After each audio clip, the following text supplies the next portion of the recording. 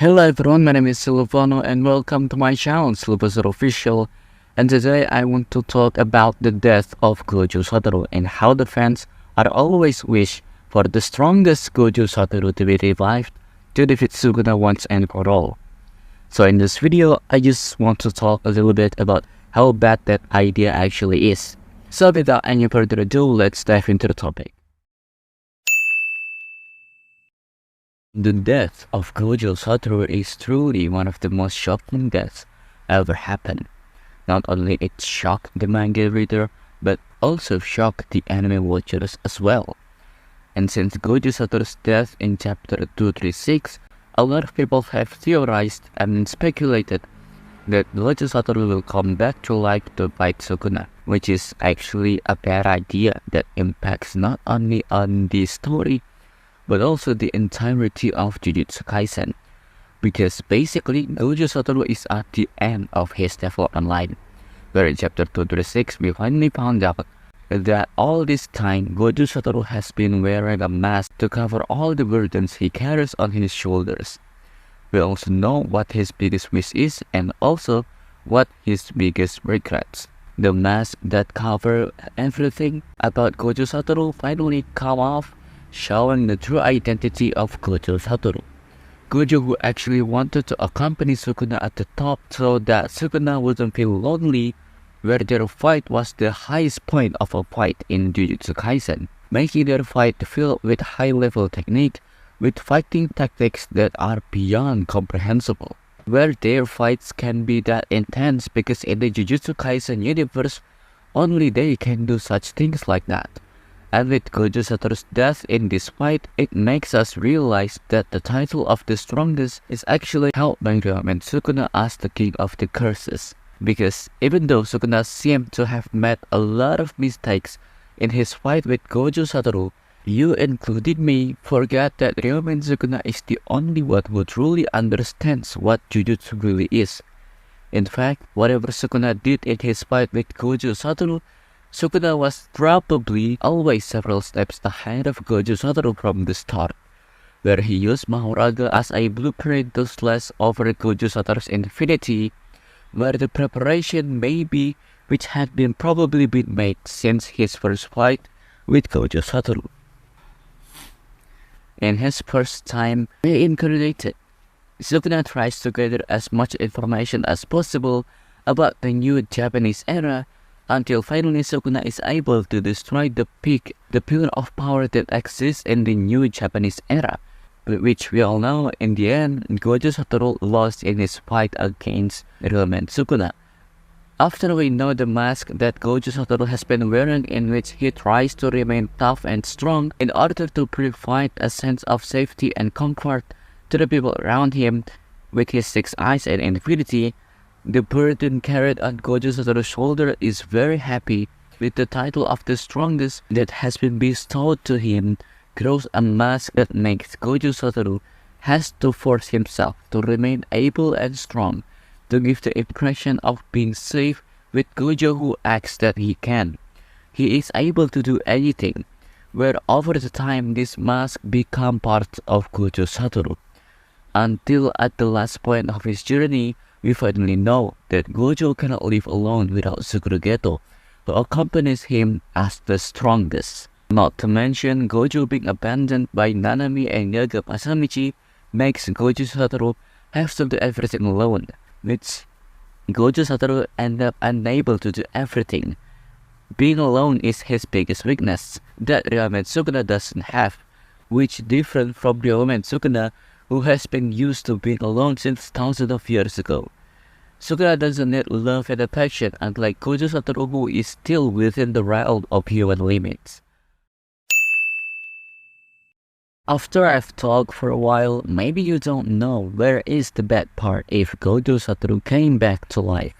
which we can actually see very clearly if we look at the development of Gojo Satoru's character, who has reached the finish line.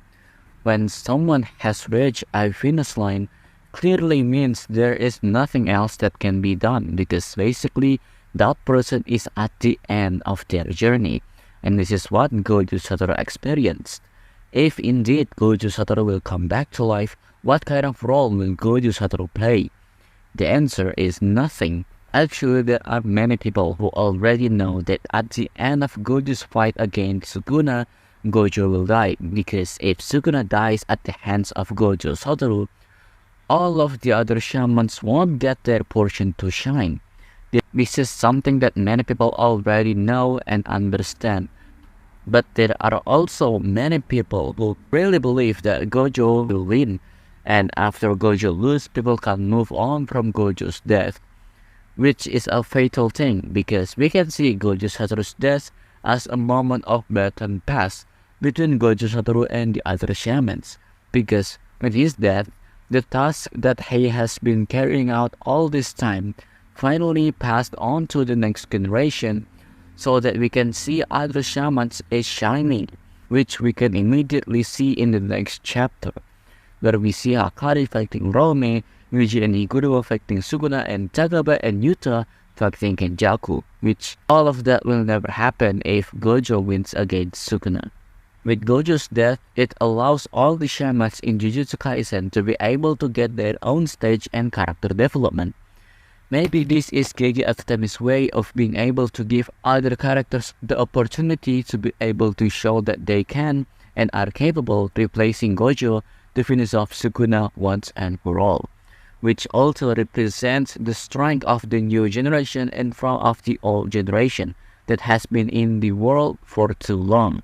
This is also an experiment of the new generation of shaman as entities who are at the forefront of the battle to fight for the safety of others against the tide of the old generation that is attacking so greatly.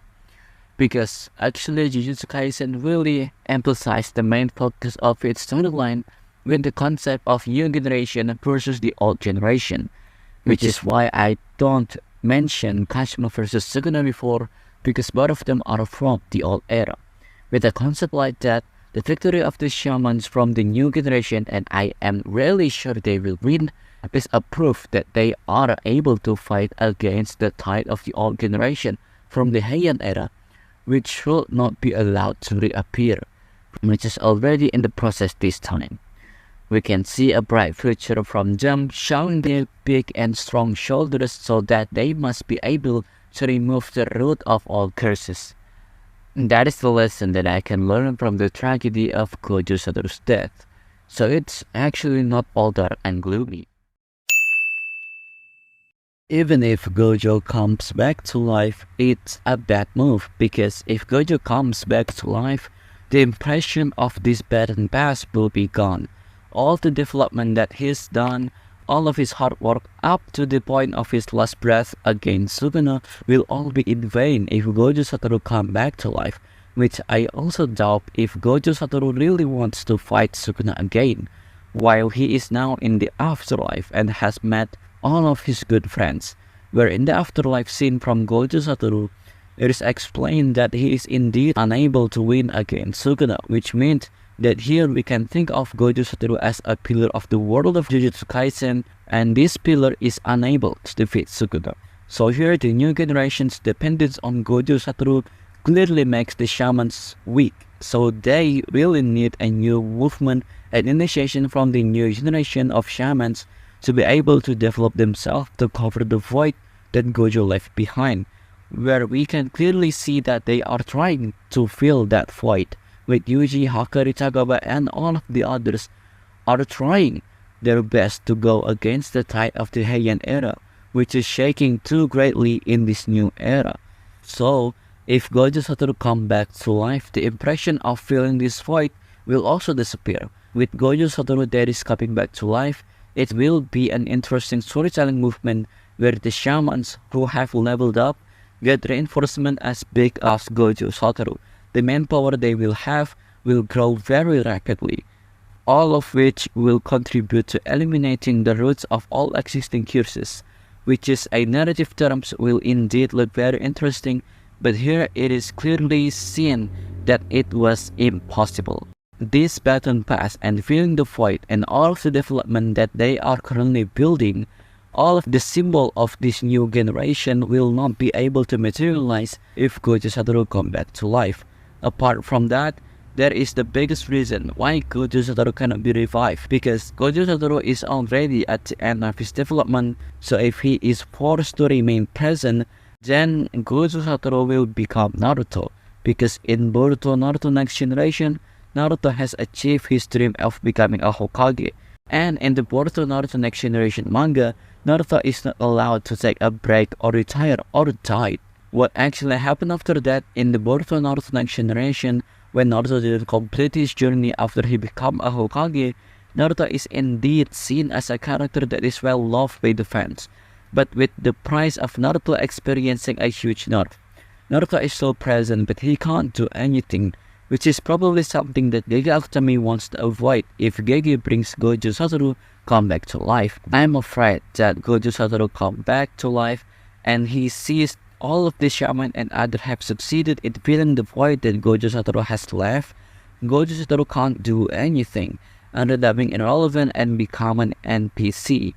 And by watching this video, I think you should understand why Gojo Satoru come back to life is a bad idea.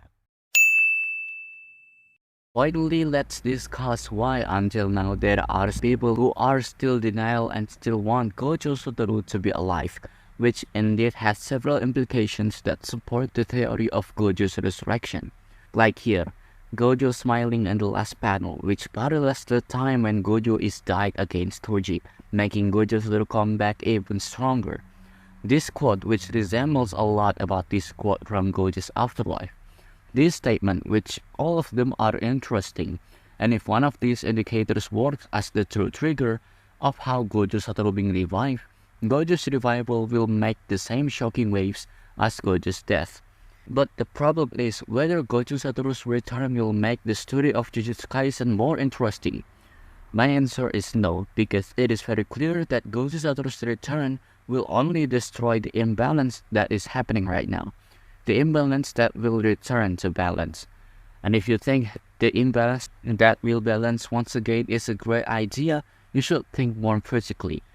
The main problem on Jujutsu society is its dependence on Gojo Satoru. The question is, how do the shamans can develop themselves if they still need Gojo Satoru to finish off Sukuna? Their dependence on Gojo Satoru makes the shamans look so weak, so that loss of Gojo Satoru is a brilliant step for the shamans to be able to prove themselves that they can. They are strong and they are able to face the tide of the old generation. And that's it for this video, and I hope you guys have a great day and goodbye. See you on the next video.